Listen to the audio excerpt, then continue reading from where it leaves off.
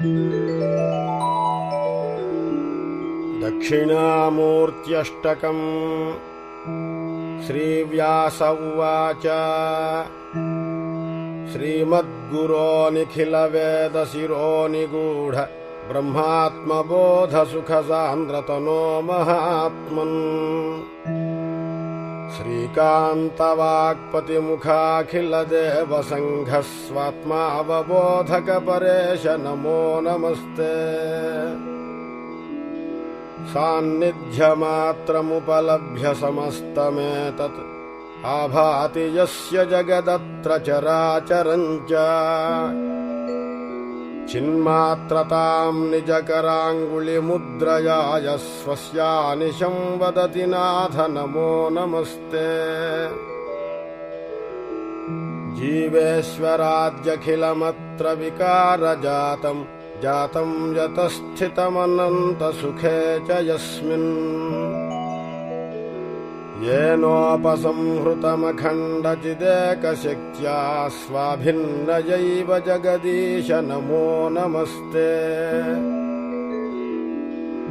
यस्वांशजीवसुखदुःखफलोपभोगहेतोर्वपुंषि विविधानि च भौतिकानि।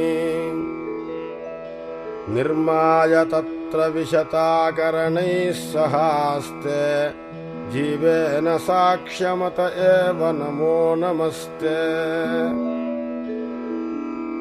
हृत्पुण्डरीकगतचिन्मणिमात्मरूपं यस्मिन् समर्पयति योगबलेन विद्वान्। यः पूर्णबोधसुखलक्षण एकरूप आकाशवद्विभुरुमेश नमो नमस्ते। यन्मायया हरिहरद्रुहिणा बभूवुः सृष्ट्याधिकारिण इमे जगतामधीशाः। यद्विद्ययैव परयात्र हि वस्य माया स्थैर्यं गता गुरुवरेश नमो नमस्ते। स्त्रीपुंनपुंसकसमाह्वयलिङ्गहीनोऽप्यास्ते त्रिलिङ्गक उमेशतजाय एव। सत्यप्रबोधसुखरूपतया त्वरूपवत्वेन च त्रिजगतीश नमो नमस्ते। जीवत्रयं भ्रमति वै यदविद्ययैव संसारचक्र इह दुस्तरदुःखहेतौ।